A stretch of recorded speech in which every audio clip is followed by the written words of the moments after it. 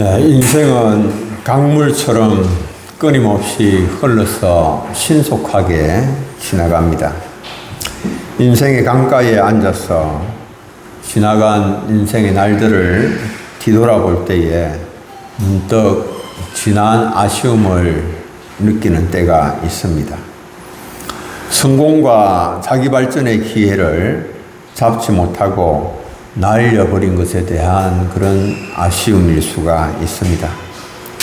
인생의 날들은 신속하게 지나가는데 정신 차리고 있지 않으면 붙잡아야 하는 인생의 기회들이 한순간 휙 날아가 버립니다. 60을 인생의 노년으로 볼 수 있다면 정말 인생이 신속하게 흘러서 노년에 이르게 됩니다. 노년이 되면 인생의 즐거움이 사라집니다. 신체적인 약화와 고통이 따릅니다. 그래서 노년에 많은 사람들이 또 우울감에 사로잡히기도 합니다. 솔로몬은 전도서에서 노년에는 해와 빛과 달과 별이 어두워지고 구름과 비가 계속되어 인생의 즐거움이 없어진다고 했습니다. 해와 빛과 달과 별은 인생의 즐거운 일을 아마 의미하겠죠. 그리고 구름과 비는 인생의 슬픔과 고통을 뜻한다고 볼 수가 있습니다.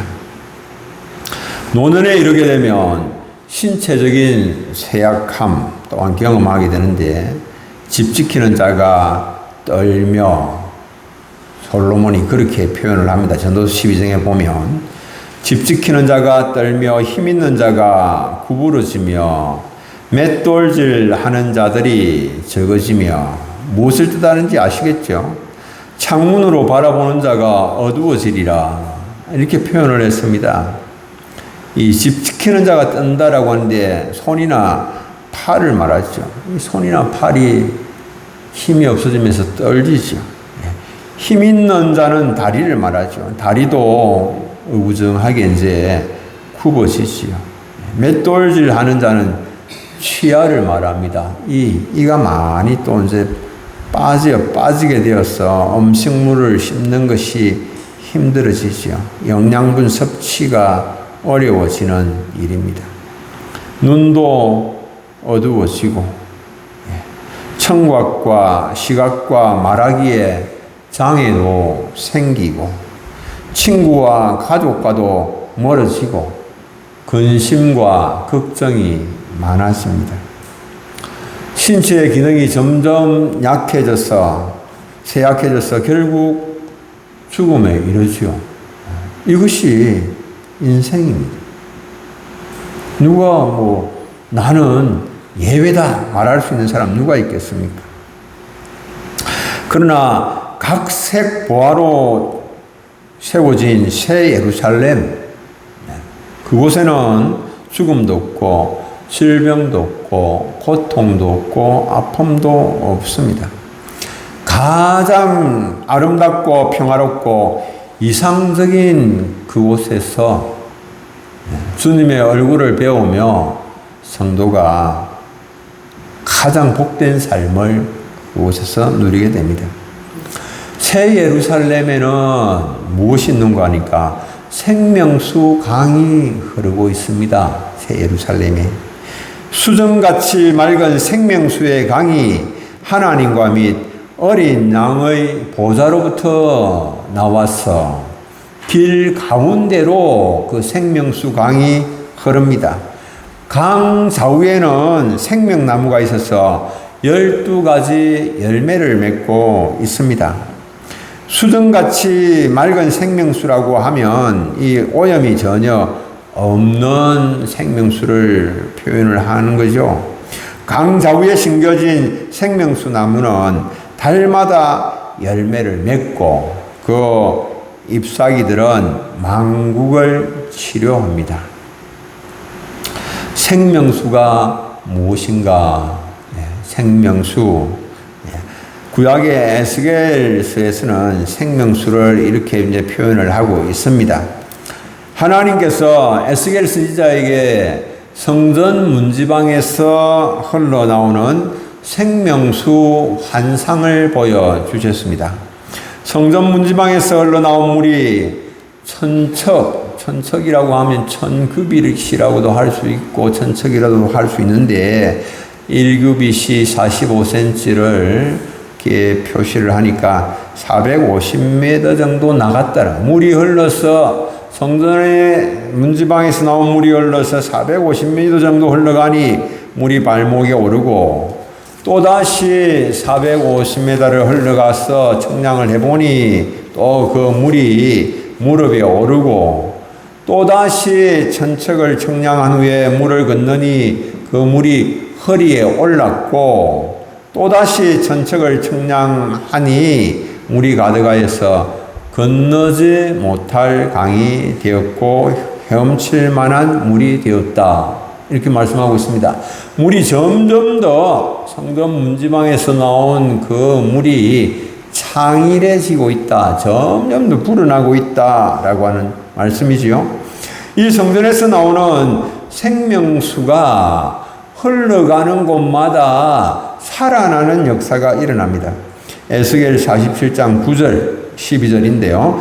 이 강물이 이르는 곳마다 번성하는 모든 생물이 살고 또 고기가 심히 많으리니 이 물이 흘러 들어가므로 바닷물이 되살아나겠고 이 강이 이르는 각처에 모든 것이 살 것이며 성전에서 흘러나오는 이 물, 생명강수, 생명수 물이 흐르는 곳마다 생명이 살아나는 역사가 일어나고 12절에는 강 사우가에는 각종 먹을 과실나무가 자라서 그 잎이 시들지 아니하며 열매가 끊이지 아니하고 달마다 새 열매를 맺으리니 그 물이 성소를 통하여 나옴이라. 그 열매는 먹을 만하고 그 잎사귀는 약 재료가 되리라.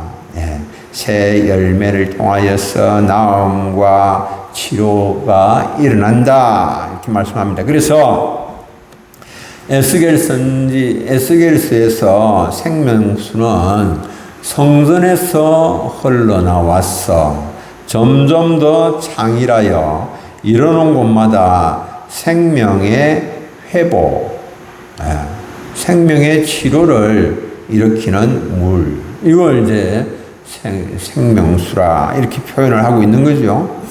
우리는 지난주에 새 예루살렘에 없는 것에 대하여서 살펴봤습니다. 새 예루살렘에는 없는 것 중에 하나가 성전이 없다라고 그랬습니다. 그 이유는 하나님과 어린 양이 성전이 되시기 때문에 새 예루살렘에는 성전이 없습니다.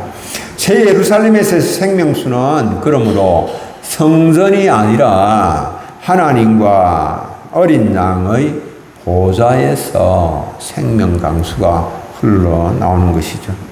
하나님과 어린 양의 보좌에서 흘러나오는 이 생명수는 생명을 주는 물입니다.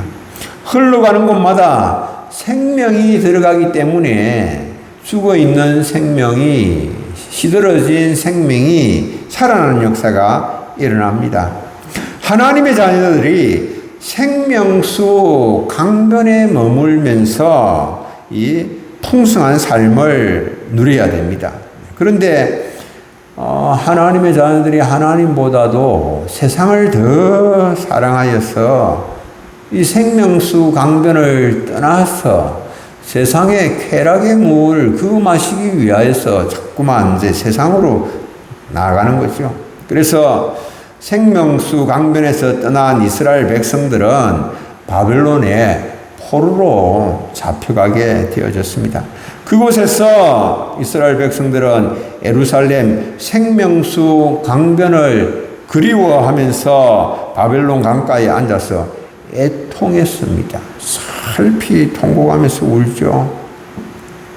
마음껏 하나님을 찬양하고 예배할 수 있었던 그것이 얼마나 큰 축복이었는가 그제서야 비로소 깨닫고 바벨론 강가 유프라테스 강가에 앉아서 돌아보면서 회한의 눈물을 흘렸습니다.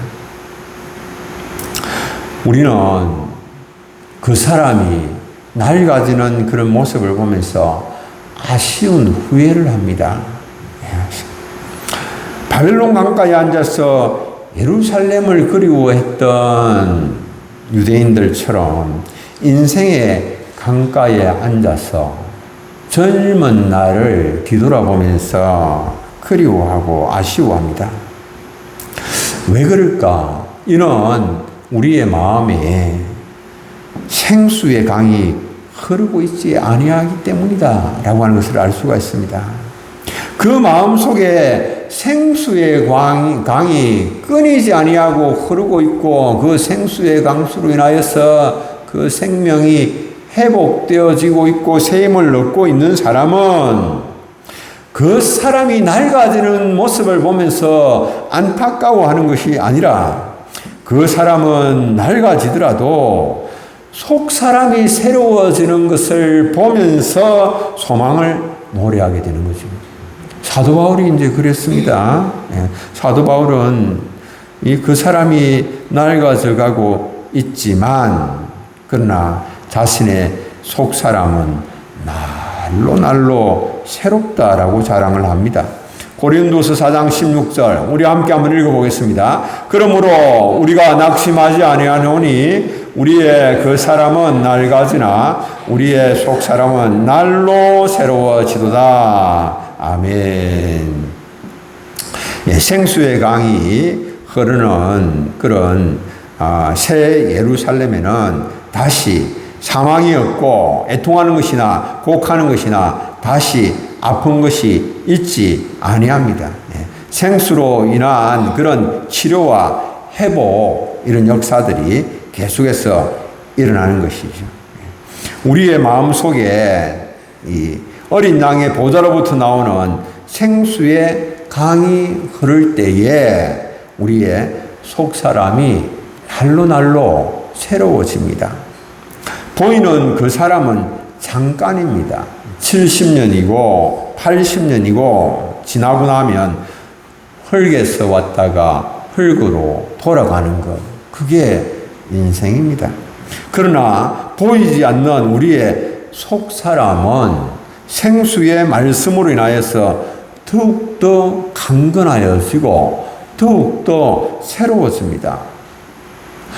생수의 강이 우리의 마음속에 흐를 때에 우리의 영혼은 더욱더 밝아지고 모든 어두움들이 떠나가고 그리고 질병이 떠나가고 회복되는 역사가 일어나는 겁니다. 새 예루살렘에서는 누구든지 생명수 샘물을 값없이 마음껏 마실 수가 있습니다. 주께서는 누구든지 원하는 자는 값없이 와서 생명수를 받으라고 말씀을 하십니다. 그 생명수로 인하여서 우리는 새 예루살렘에서 최상의 상태에서 최고의 복을 누리게 되는 거죠. 그래서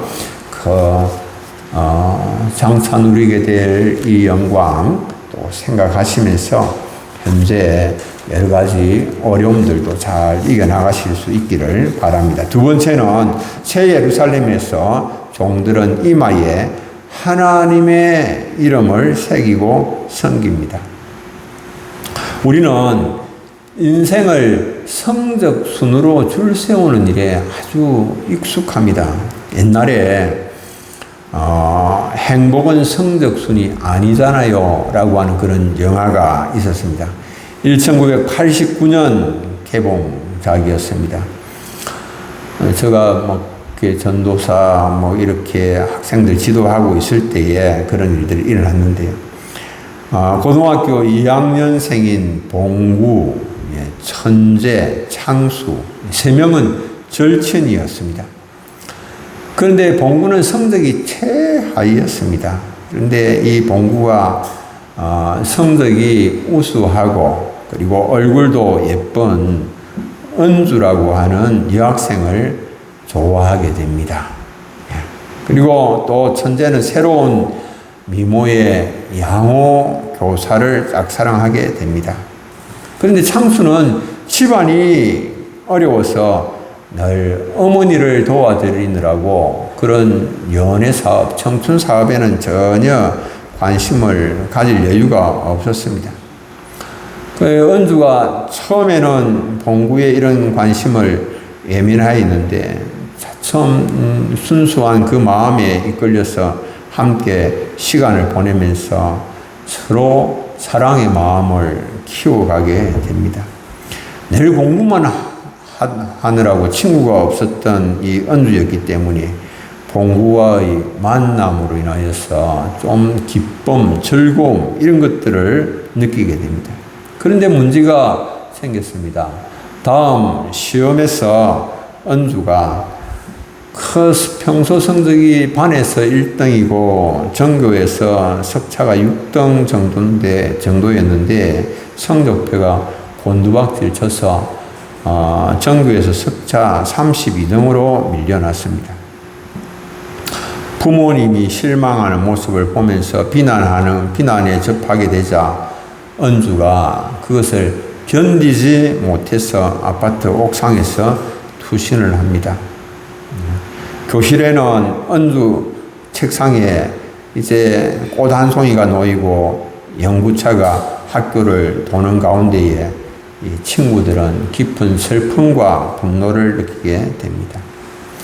이 영화 제목과 동명의 소설 제목은 이 행복은 성적순이 아니잖아요. 이것은 성적으로 인하여서 스트레스를 받고 있다가 자살한 한 여학생의 유서에서 발견된 그런 글이기도 합니다. 많은 시간이 흘렀지만 여전히 우리의 가치관은 여기에서 별 벗어나지 않습니다. 가치관의 변화는 잘 일어나지 않습니다. 여전히 우리 사회는 성적이나 재산이나 실적에 따라서 사람들을 줄 세우는 일에 아주 익숙합니다. 그런데 성경적 가치관은 이와는 다릅니다. 이것은 유물적인 그런 가치관입니다. 성경은 잠깐 있다가 사라지는 것이 아닌 영원한, 보이지 않는 그 영원한 것에 주목을 하고 있습니다. 고린도서 4장 18절. 우리 함께 한번 읽어보겠습니다. 우리가 주목하는 것은 보이는 것이 아니요 보이지 않는 것이니 보이는 것은 잠깐이요 보이지 않는 것은 영원함이라. 아멘. 우리의 시각이 잠깐 눈에 반짝 보였다가 없어지는 성적이나 재산이나 실적이나 이런 것이 아니라 우리가 정말 주목해서 봐야 할 것은 그 안에서 일어나고 있는 속사람의 변화지요. 속사람의 변화가 어떻게 진행이 되고 있는가? 그가 얼마나 성적이 올랐고 얼마나 실적이 좋아졌고 얼마나 성공했는가라고 하는 그런 것보다도 그 속사람에 얼마나 변화가 일어났고 얼마나 주님 닮은 모습으로 그 삶의 변화가, 인격의 변화가, 성품의 변화가 일어났는가라고 하는 거예요. 그런 것을 귀하게 볼 줄 아는 그런 눈과 그런 마음을 가져야 되죠. 우리의 시선이 여기에 집중이 되어져야만 하는 그런 것입니다. 그래서 우리 금주 성구에 이제 이 말씀을 실었고 그리고 영어 표현도 함께 실어 놓았습니다.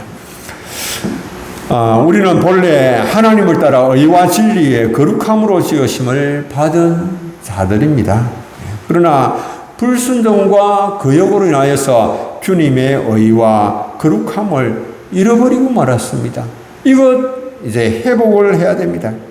새를 예루살렘에서는 하나님과 어린 양의 품성이 구속받은 사람들의 품성이 됩니다.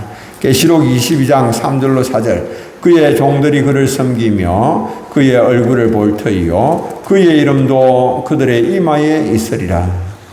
천국 중심부에 있는 하나님과 어린 양의 보좌가 그 중심부에 있고 하나님의 백성들이 그의 얼굴을 보면서 하나님을 섬기게 됩니다. 그리고 하나님의 이름은 섬기는 자들의 이마에 있을 것을 말씀을 하셨습니다. 하나님의 이름은 하나님의 품성을 나타내는 것이죠. 이 하나님의 품성이 그들의 이마에 있다라고 하는 것은 이제 그 섬기는 종들을 통해서 하나님의 품성이 드러나게 될 것. 섬기는 종들에게 그런 잃어버렸던 품성들이 다 회복될 것을 말씀을 하고 있는 것이죠. 새 예루살렘에서 하나님께서 주시는 그런 복락을 누리기에 합당한 성품으로 다 우리를 회복을 시켜 주시는 것입니다. 그곳에서 우리는 주님께서 우리에게 씌워주신 면류관을 보좌 앞에 벗어드리며 하나님을 찬양하게 될 것입니다. 새 예루살렘의 복락을 누리는 자로서 이 땅에 살 때에 의와 진리의 거룩함을 회복하며 보이는 것이 아니라 보이지 아니하는 그런 영원한 것에 소망을 두고 행하실 수 있는 우리 사랑하는 성도님들이 되시길 바랍니다. 세 번째로는 우리의 모든 만족은 주님께로부터 말미암는 것입니다. 주님은 우리가 이 땅에서 살아갈 때 생수가 넘치는 삶의 길을 제시를 하셨습니다. 나를 믿는 자는 생수의 강이 넘쳐나리라. 그 배에서 생수의 강이 넘쳐나리라고 하셨습니다. 요한복음 7장에 나오고 있습니다. 요한복음 7장 37절 39절 우리 함께 한번 읽어보겠습니다. 명절 끝날 곧 큰 날에 예수께서 서서 외쳐 이르시되 누구든지 목마르거든 내게로 와서 마시라. 나를 믿는 자는 성경의 이름과 같이 그 배에서 생수의 강이 흘러나오리라 하시니 이는 그를 믿는 자들이 받을 성령을 가리켜 말씀하신 것이라. 아멘. 예수님께서 이 말씀을 하신 때는 명절 끝날이었습니다. 명절은 초막절을 가리킵니다. 초막절은 보통 한 주간이지만은 거기에 하루를 더하여서 8일 동안 지켰습니다.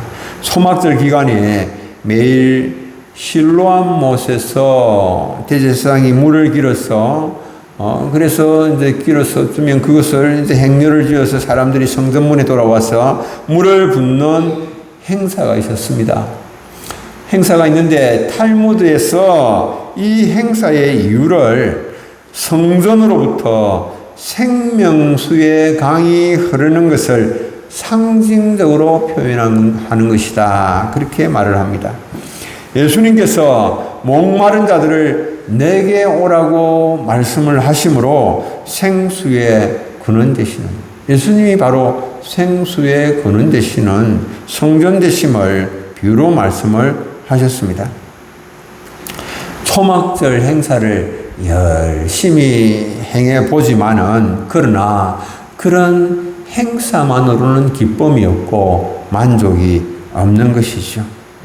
마음의 생명수가 흐르지 아니하기 때문에 아무리 그 행사를 정성을 들여서 제대로 잘 치른다 하더라도 고침과 회복이 일어나지 않을 뿐만 아니라 그 마음에 만족도 없고 기쁨도 없는 것이죠.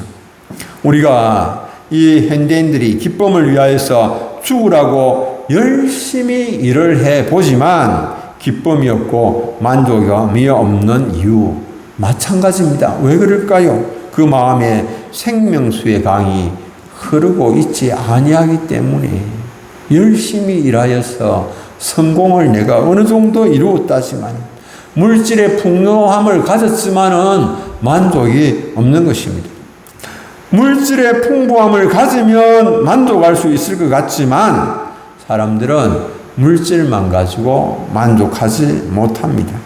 좋은 침대를 가지면 단잠을 이룰 수 있을 것 같지만 그렇지 못하죠. 값비싼 음식을 먹으면 건강할 것 같지만 값비싼 음식으로 건강이 보장되지는 않죠.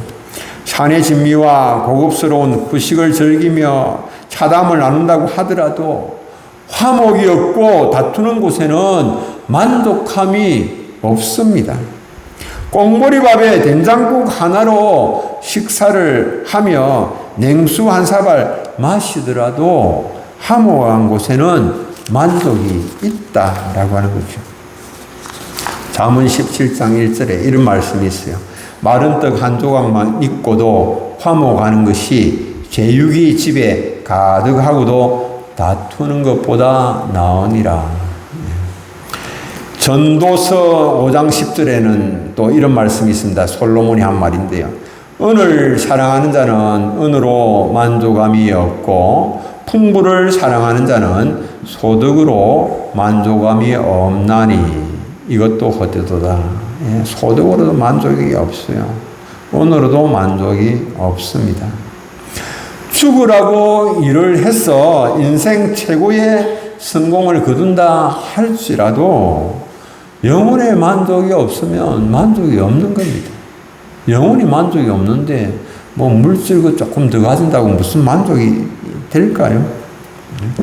뭐 차 좋은 거 타보니까 차 타면 만족할 것 같았는데 조금 지나면 좋은 차나 뭐 그냥 그래요. 그냥 별 만족이 없어요. 누군가 그런 이야기를 했어요. 내가 아파트에 한번 살면 엔돌핀이 돌아가지고 막 삶의 활력이 넘치고 너무너무 행복해질 것 같다. 지금 아파트 안 사는 사람이 어디 있습니까? 여기 아파트 안 사시는 분 계십니까? 다 아파트 사시죠. 아파트 사신다고 해서 여러분들 행복해요? 만족합니까? 옛날 같으면 아파트에 살면 정말 만족할 것 같고 그랬는데 전혀 그렇지 않아요. 영혼의 만족이 없는데 그 삶의 환경, 생활의 환경이 조금 바뀐다고 해서 어떤 만족이 올까요? 안 온다라고 하는 겁니다. 많은 물질로도 갑갑하고 답답함을 해결할 수가 없습니다. 영적인 기가를 잠깐 보이다가 없어지는 그 물질적인 것으로 채울 수가 없습니다. 주님께서 말씀하십니다. 누구든지 목마르거든 내게로 와서 마시라. 이 목마름은 영혼의 갈증이죠. 육신의 이렇게 목마름이 아니죠. 영혼의 갈증. 영혼의 목마름과 기가를 해결해 줄 수 있는 길은 오직 하나밖에 없죠. 주님께로 와서 마시는 것입니다. 주님께로 나오는 자를 주님께서 만족시켜 주시죠. 나오는 자를, 나오지 아니하는 자가 아니고 주님께 나오는 자를 주님께서 만족시켜 주십니다. 주님께로 나오는 그 사람에게서 그 배에서 생수의 강이 흘러나올 것을 말씀을 하십니다. 건강에 어려움이 있을지라도 주님께로 그래서 나와야 하는 것이죠.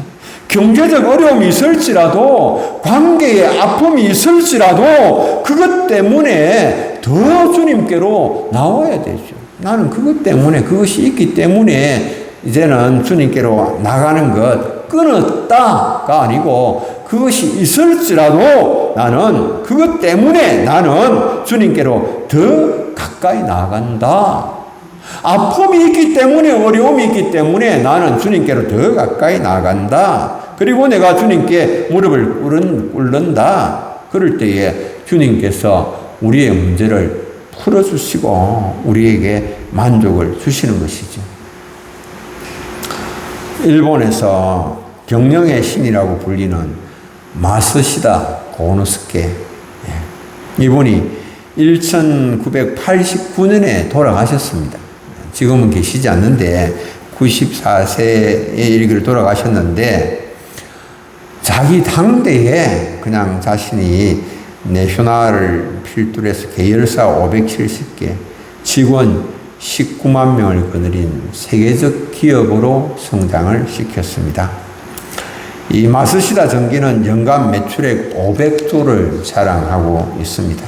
그런데 이분이 자기 아버지가 파산을 해서 초등학교 4학년 중퇴했습니다. 자전거 점포 점원이 되어서 밤이면 어머니를 그리워하면서 눈물로 밤을 지새기도 했습니다. 그런데 그러던 그가 이제 85년이 지난 후에 일본 굴지의 세계적 기업의 총수가 되었습니다. 어느 날 한 직원이 이 마사시다 고노스케에게 물었습니다. 회장님 어떻게 이렇게 큰 성공을 하셨습니까? 고노시대 이 마사시다 고노스케가 하는 대답입니다. 자신이 세 가지 하늘의 큰 은혜를 입고 태어났기 때문이다. 그렇게 말했습니다. 세 가지 하늘의 큰 은혜가 뭔지 그가 이어서 설명을 합니다.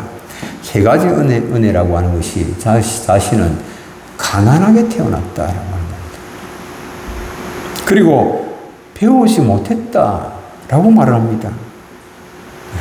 그리고 허약했다. 이 세 가지를 이야기를 합니다.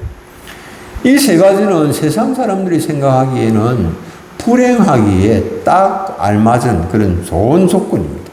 그런데 이게 어떻게 하늘이 자신에게 내려준 큰 은혜인지 그가 설명을 합니다.